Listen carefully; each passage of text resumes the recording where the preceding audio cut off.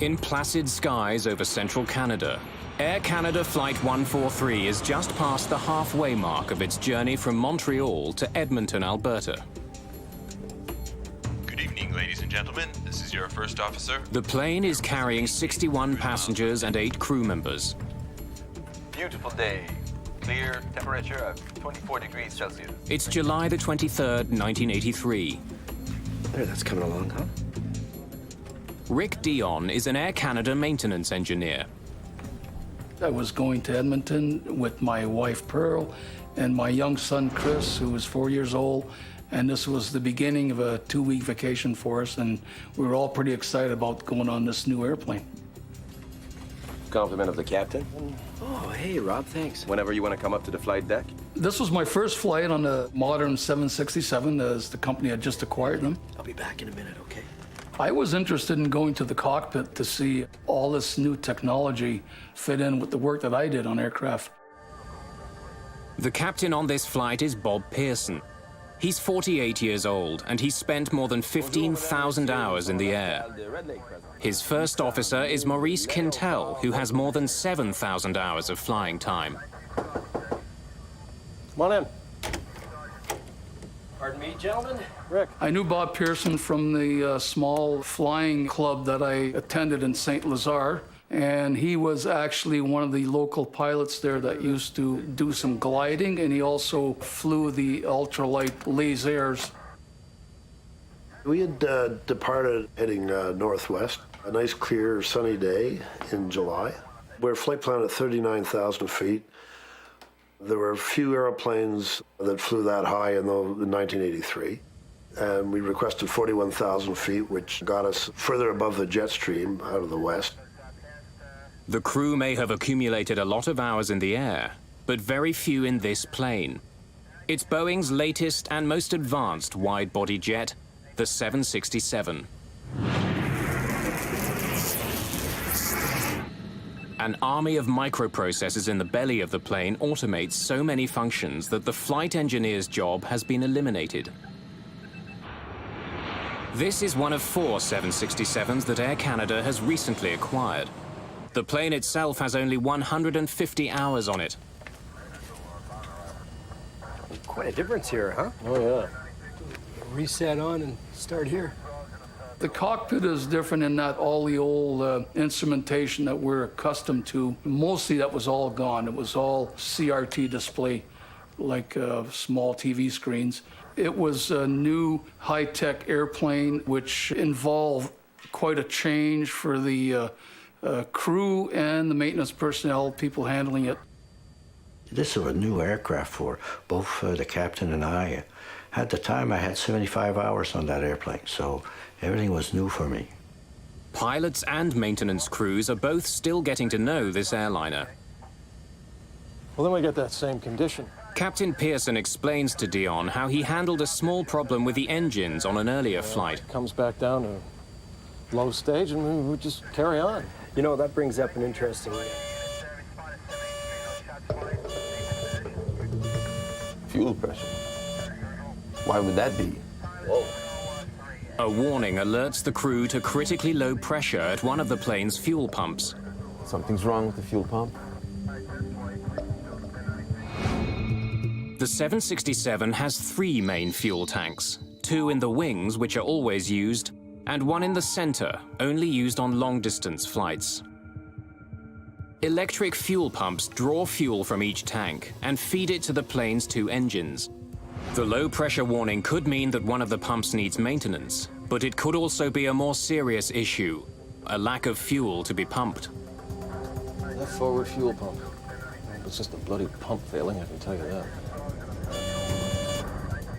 Another low fuel pressure warning sounds, this one from another fuel pump on the plane's left side. Pearson's flight management computer tells him he should have plenty of fuel for the remainder of the trip. The 767 also has separate digital fuel gauges, but on this flight those gauges are out of service. The warnings don't make sense. It got a little more interesting when the second fuel boost pump light came on for that tank, which was the left tank. This seemed quite abnormal, that 2 pumps would fail. in a brand new airplane. We had some kind of a problem that we didn't understand. What would your assessment of that be? My own personal thoughts? You might be low in the left tank. I used to be involved with transferring fuel, and I know that when you're trying to empty a tank, it'll start flashing periodically, and then the pump will reprime, and then the light will go out. In this case, it appeared to do exactly the same thing. Captain Pearson knows that if the left tank is running low, the right tank may be low as well. Let's head for Winnipeg. Now. Pearson wants to land as soon as possible in case he is running out of fuel. The crew is still more than 700 miles away from their original destination, Edmonton, Alberta. The nearest major airport is Winnipeg, Manitoba, a mere 120 miles away. We're showing lots of fuel on board our flight management computer and 3 normal fuel checks, cross-checked with our fuel on our flight plan. So we elected to divert the flight to Winnipeg, where Air Canada has a main maintenance base. Winnipeg Center. Air Canada 143. Air Canada 143, go ahead. Ron Hewitt has 20 years' experience as a radar controller. Yes, sir, we have a problem. We're going to requesting direct Winnipeg. Air Canada 143 cleared. Take position, direct Winnipeg. You are cleared to maintain 6,000, descent, your discretion. Send to 6,000 his discretion, and that was it. He didn't tell us what the problem was, and it's none of my business. Give him what he wants, get everybody out of his way. That's about what we do. Okay, we're out of 410. Pearson now begins to descend from 41,000 feet. Oh, man. We're all going out, eh? The low-pressure warnings are spreading to more and more of the fuel pumps.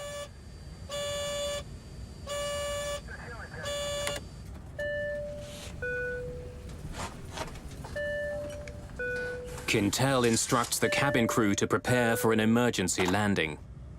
Hello. Cabin, we think we have problems with our fuel system. We are diverting to Winnipeg.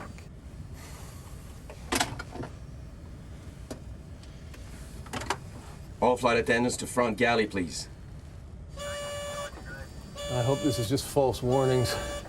Rick, can you think of anything we haven't done? No, I can't, Bob.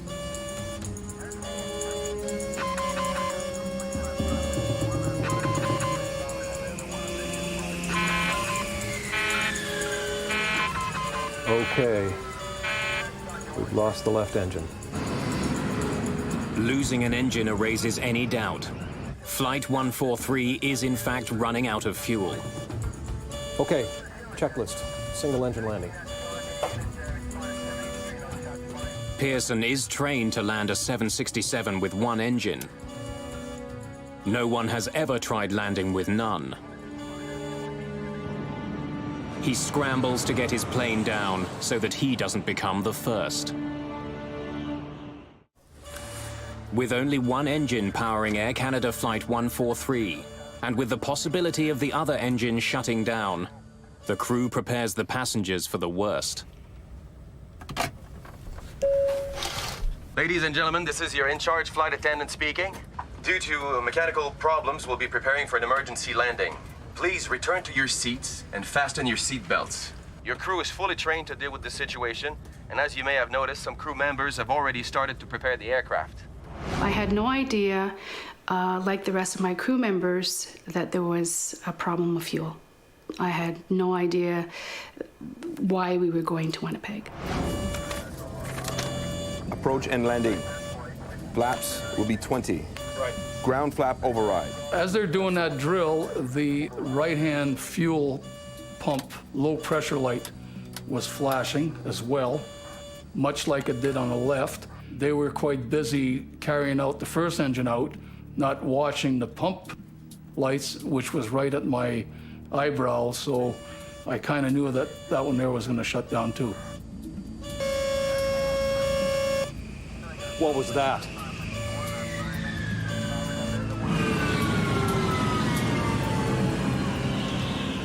Very shortly, we will begin giving you instructions.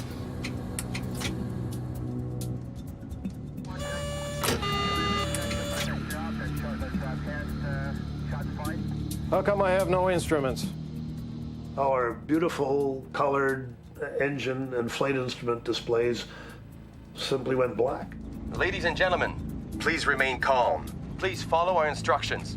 Refrain from smoking and put your chair back in the upright position. Secure your seatbelt tightly against your hip.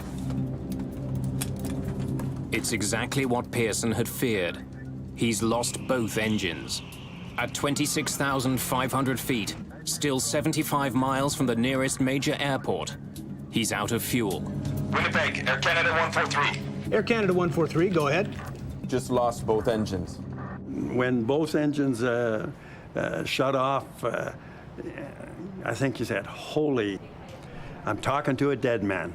We were trained in the simulator to handle a single engine failure. We had never practiced, and I don't believe most pilots ever get the chance to practice total engine failures. 143 just lost their engines. It's highly unlikely that anybody's going to survive this. Because I could see them trying to make a turn and spinning in. An airplane's engines not only provide thrust, they also generate the power needed to manipulate the plane. It would be completely uncontrollable, but modern airliners are like a Swiss Army knife with one last blade hidden away. In the event of a loss of power, they automatically deploy the RAT, or ram air turbine. It's spring-loaded, and the propeller that drives this small hydraulic pump is about the size of a propeller you would see like on a little Cessna 150. And this arm catapults down into the slipstream. This propeller starts to turn, drives this hydraulic pump, and it gives you basic systems. I was pretty quiet, flying without motors. Pearson knows that time is running out. He needs directions to the closest landing strip.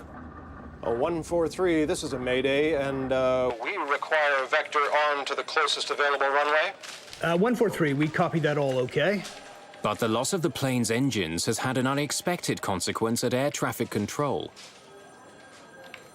They're gone. They were right here. We've lost him. He's dropped off the screen. I need primary radar.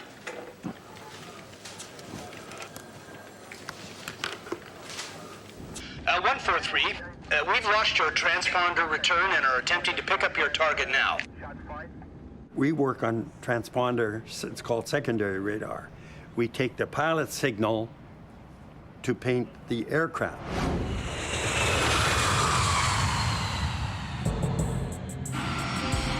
Commercial jetliners are equipped with a transponder, a device that transmits coded information which air traffic controllers use to determine the plane's location. But when Flight 143 lost its second engine, only a small number of items got backup power. The transponder was not one of them, so the plane disappeared from Hewitt's screen. Flight 143 is somewhere east of Winnipeg, but no one knows exactly where or how far it is from the airport. In spite of its enormous weight, a 767 doesn't plunge from the sky when it loses its engines. Its aerodynamic properties keep it in the air, but slowly coasting to Earth.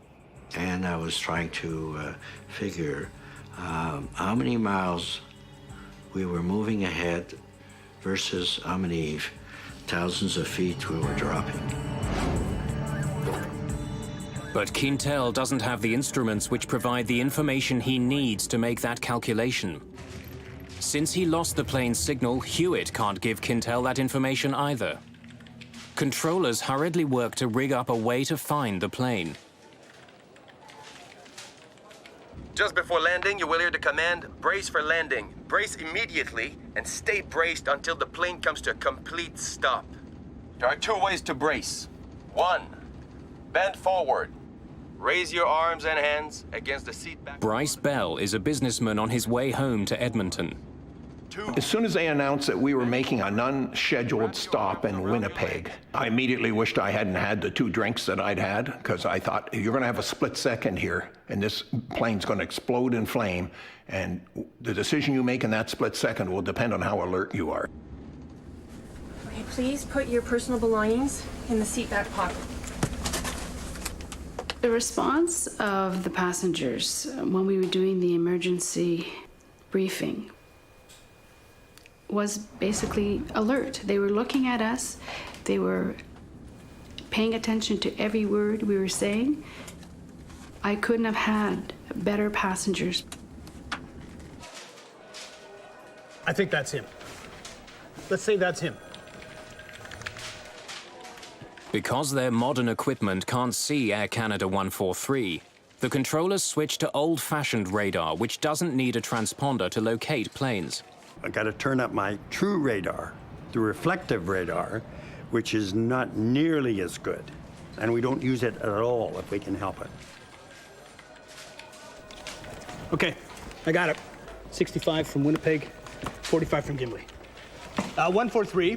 We have you at 65 miles from Winnipeg and approximately 45 miles from Gimli. For the first time since losing power, the pilots know their distance to Winnipeg. We might make Winnipeg.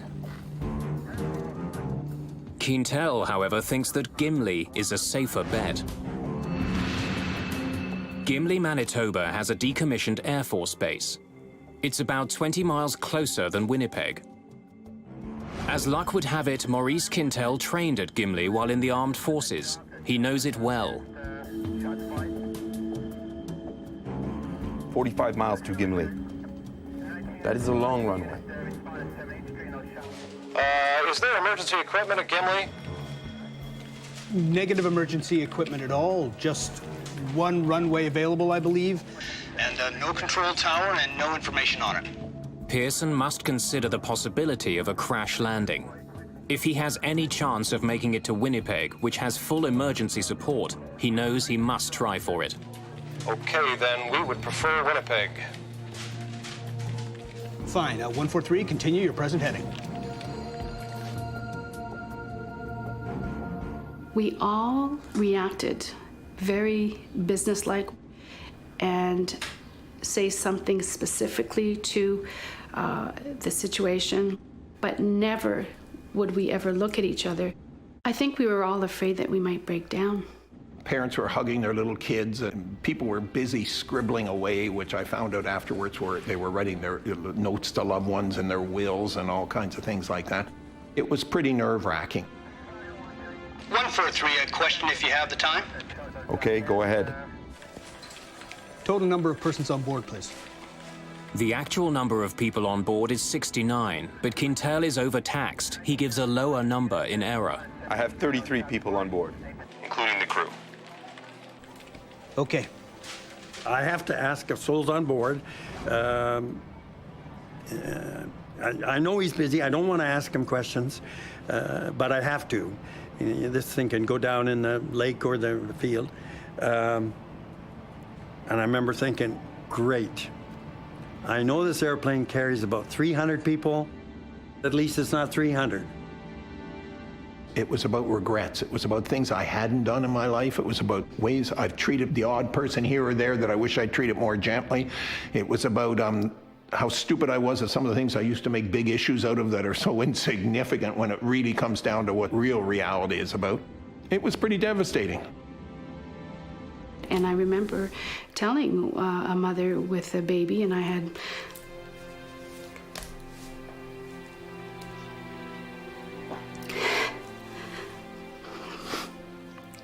my daughter Victoria, and telling this woman that it was going to be okay. And I did it. I was so proud of myself that I could be so straight with her and tell her that it was going to be all right and really look at her in the eyes. Okay, and how far from the field are we now? You're 35, correction, make that 39 miles from Winnipeg. Roger. Now that controllers can see Flight 143 on radar, they can provide Quintal with the information he needs to figure out if he can glide as far as Winnipeg. Roger, what is your altitude now? 8.5. 8.5. About 8,500 feet above the ground, Captain Pearson can see his destination. Winnipeg's airport is less than 35 miles away. We're visual. But the news from Quintal is not good. Bob.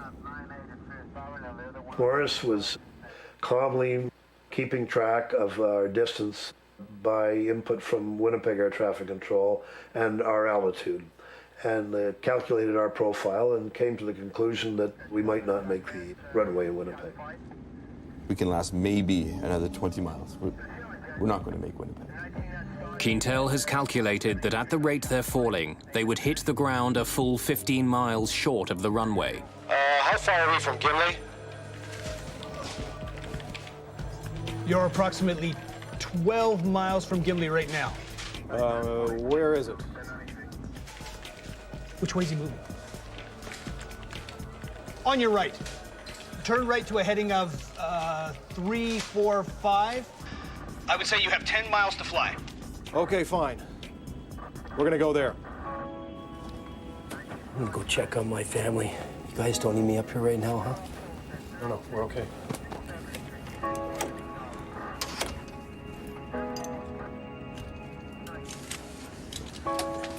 Don't worry about it. It's okay. They got it under control.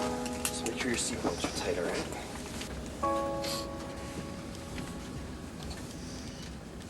When I went finally to sit down in my seat, this is where I thought, wow, this is it.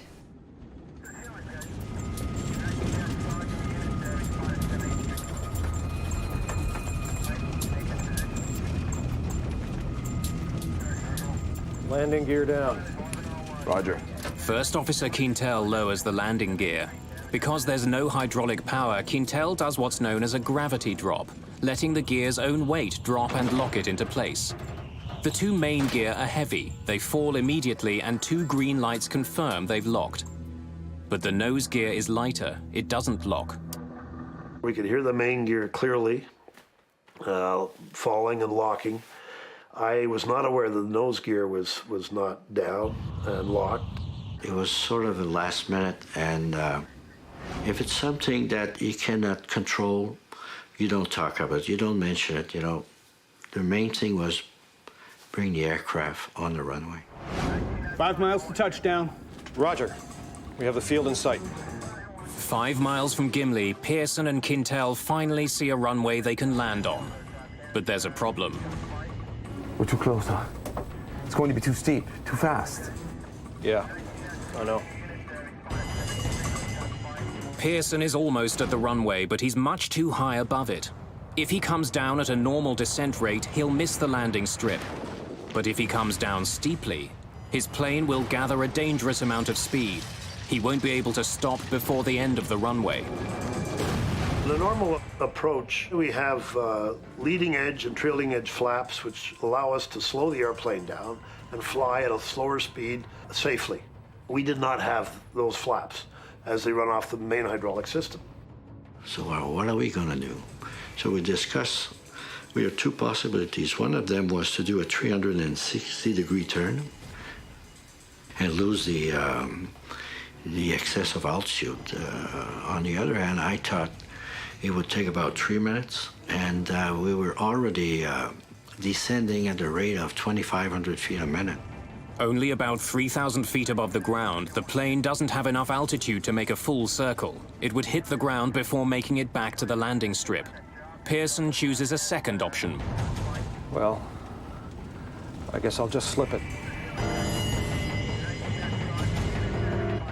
Pearson decides to try a maneuver called a side slip, practically unheard of on commercial airliners, but sometimes used by glider pilots.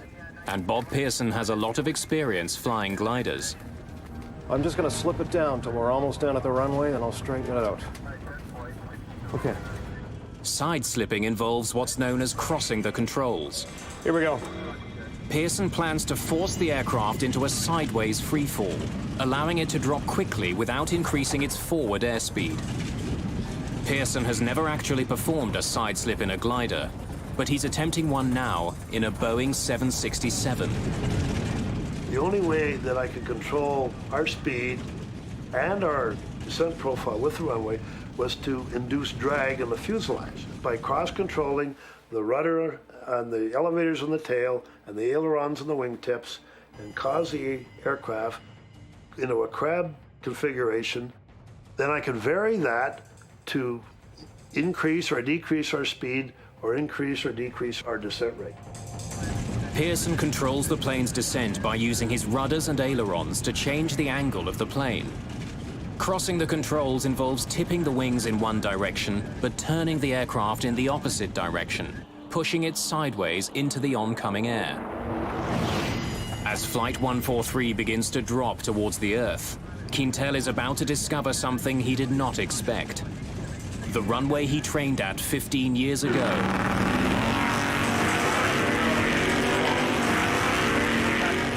is no longer a runway.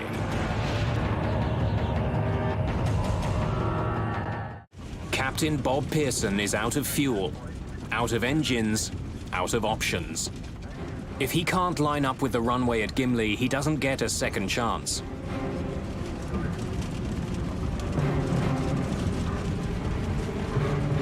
Pearson turns the yoke left and pushes the rudders to the right.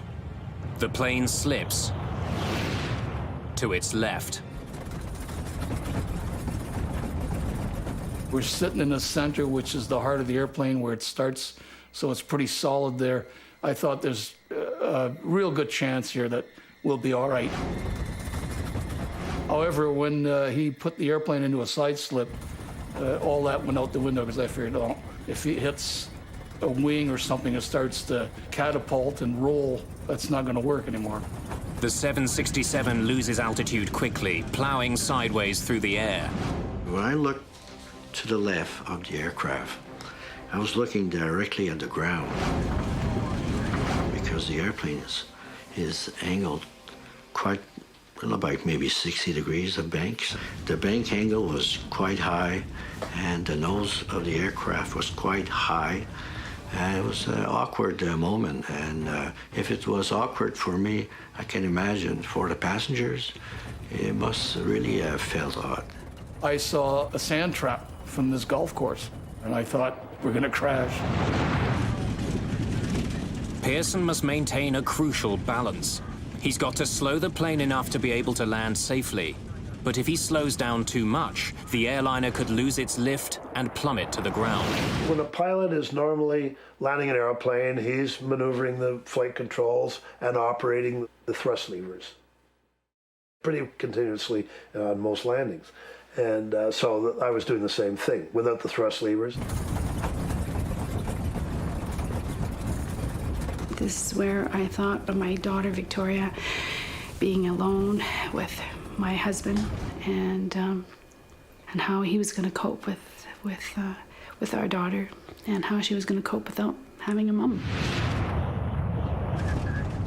As they approach, Pearson focuses on his target, the threshold of the runway. I got tunnel vision like I've never had it before.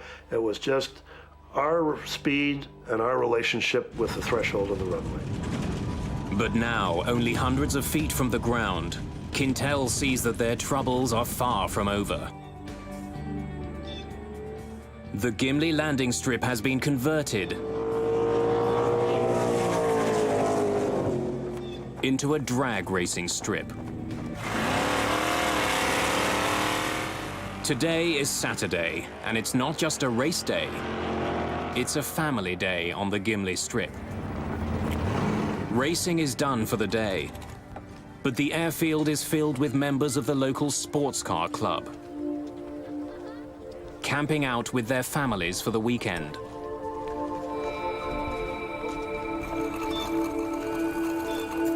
Two children have decided to pedal the length of the runway. They don't hear the plane coming for them. Without engines, it's silent. And one thing the 767 doesn't have is a horn. Brace! Brace for landing!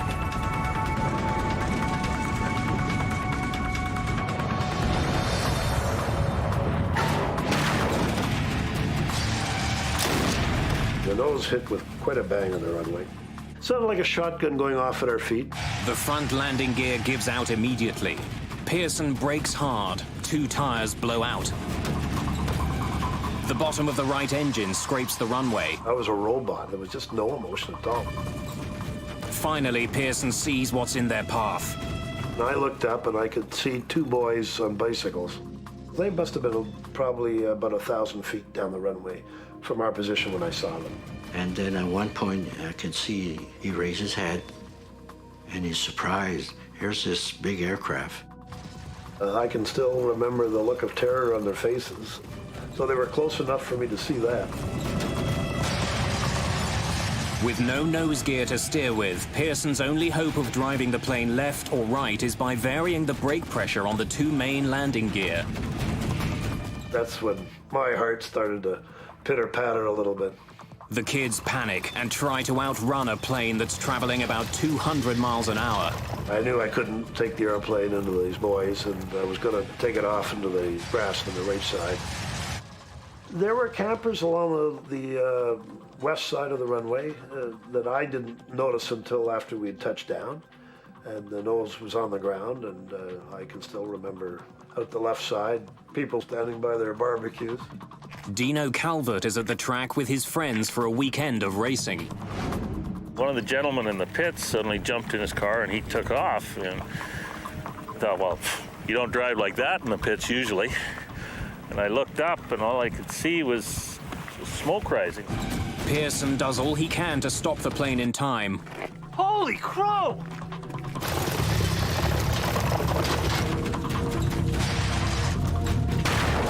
The plane plows into a guardrail installed down the middle of the runway. Smoke, Bob.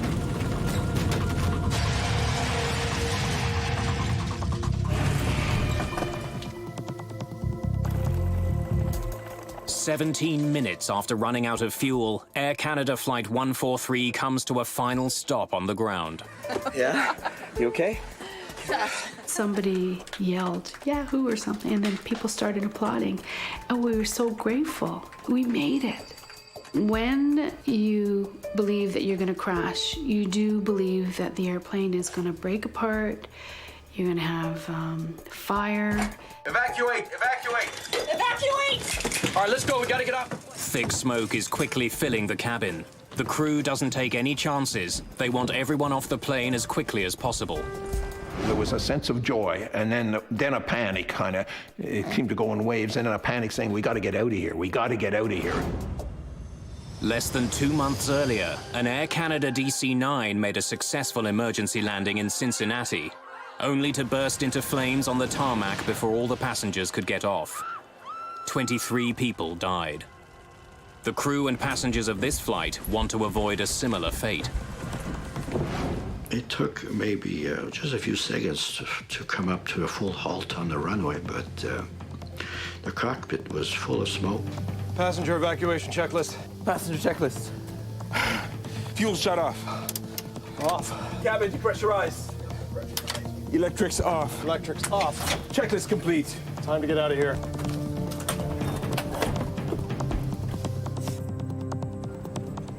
Come on, guys, get some fire extinguishers. We grabbed the fire extinguishers on our way, and you never go to a fire at a racetrack without having a fire extinguisher with you. And we ran up towards it. The doors open up, and you see the chutes come out, sort of like a spider growing legs. The plane ended up eventually standing almost what appeared to me to be almost on its nose. When I opened my door and I saw that the chute was so steep, I thought, oh my goodness, how do I get these passengers to go down? Due to the nose-down angle of the plane, the two rear slides don't reach the ground. 10 people are slightly injured during the evacuation, most of them coming down the steep rear slides. I heard on the west radar frequency, he said, one of the 767 says, he's down okay, he's in one piece, and that's when our cheer went up. I said, okay, because all of these people were going to sleep in their own bed that night.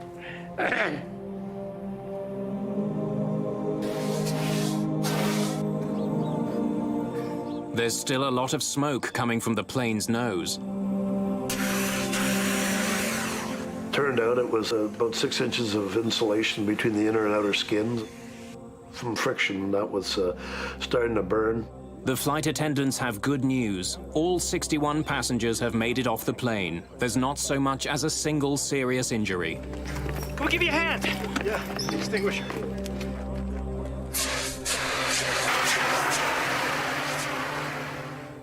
Bob Pearson has done what no one has done before. He's safely landed a 767 with no engines, gliding to safety from more than 26,000 feet.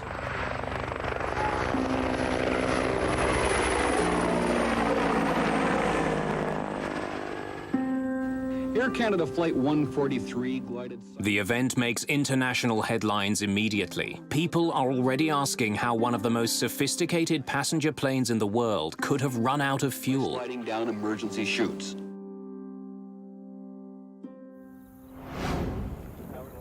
By the next day, the investigation has already begun.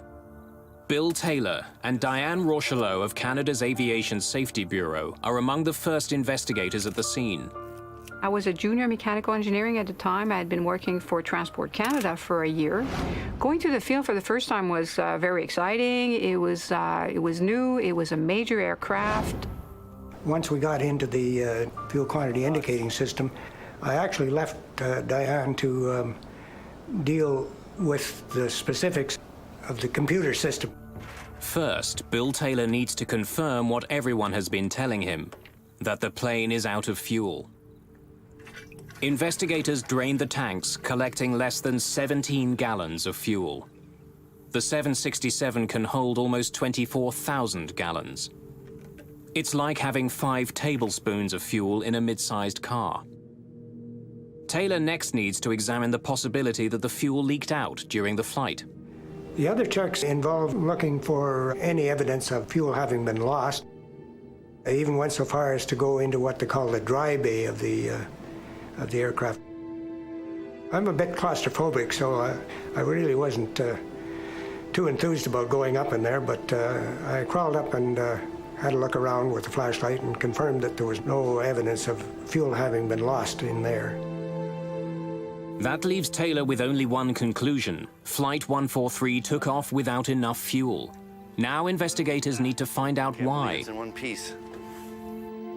Diane Rochelot begins looking for the answer to that question in the plane's sophisticated electronics bay, located beneath the cabin. The 767 was a newer type aircraft, and it did have a lot of computerized system, and I guess back in 1982, these were coming onto the market at a fast rate, and they were newer types of electronic system. Rochelot confirms that a computerized unit, the digital fuel gauge processor, had been malfunctioning on this plane. There was no spare in Montreal, so it couldn't be replaced. Rochelot takes the component for testing. It was decided early on that the unit, the fuel processing unit, would be taken to the manufacturer, Honeywell, in Indianapolis for testing. And I was tasked with taking the unit. So we went through all the testing procedure. And then at one point, we did discover that there was a malfunction with the unit. During the testing, we went more and more in depth, and we found out that one of the circuit, it's called an inductor coil. It was a very, very small part, and it was encapsulated at manufacture, and encapsulated means it's covered with plastic. You cannot visually see it because it's now covered with plastic, and you can't see the inductor coil itself. But once we took over the plastic case, we could see that the solder joint had not been made properly, which caused a malfunction in the system. The faulty processor explains why Pearson didn't have fuel gauges for the flight, but doesn't explain why he didn't have enough fuel. The inoperative gauges were clearly flagged. Ground crews wouldn't have relied on them when they were fueling the plane. Investigators confirmed that the ground crew did perform a manual check of the fuel before takeoff. We just need to know what you did next. Yeah? We did a manual check of both tanks, and then we pump enough fuel for the trip to Edmonton. Flight 143 should have taken off with enough fuel for the trip. Okay, thanks. That helps.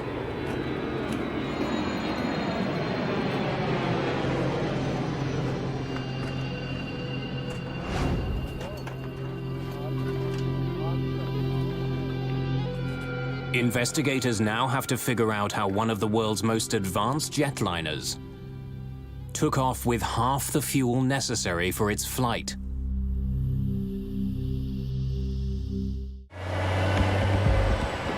The investigators know that with its fuel gauges out of service, Flight 143's fuel tanks were checked manually. Then the fuel for the trip to Edmonton was added to the tanks.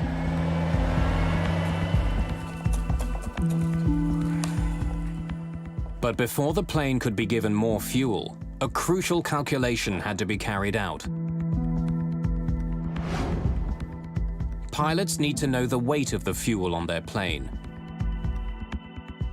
But fuel trucks pump jet fuel by volume.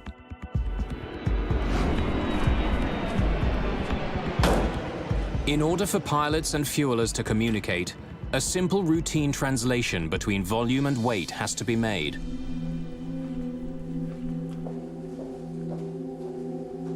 Thank you.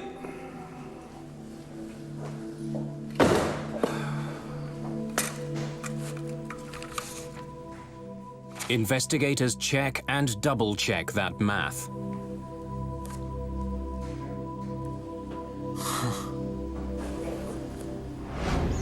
The fueling records from the day of the accident provide the answers they've been looking for.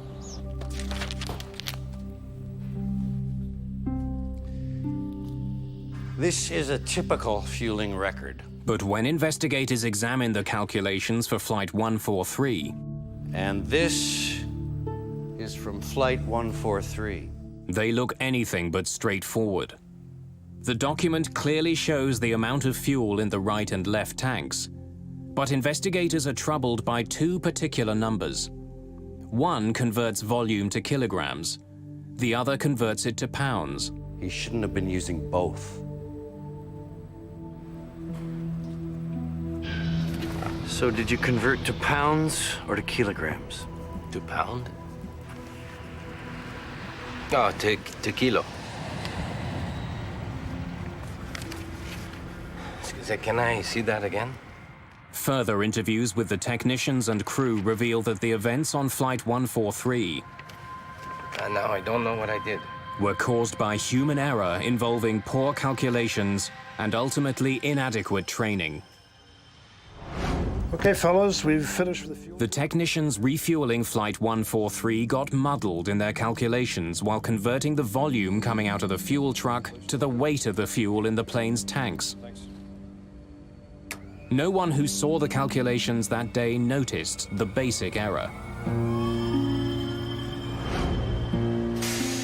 In 1983, Canadian ground crews were used to converting the amount of fuel leaving their trucks into pounds. The 767 was the first plane in Air Canada's fleet to have metric fuel gauges.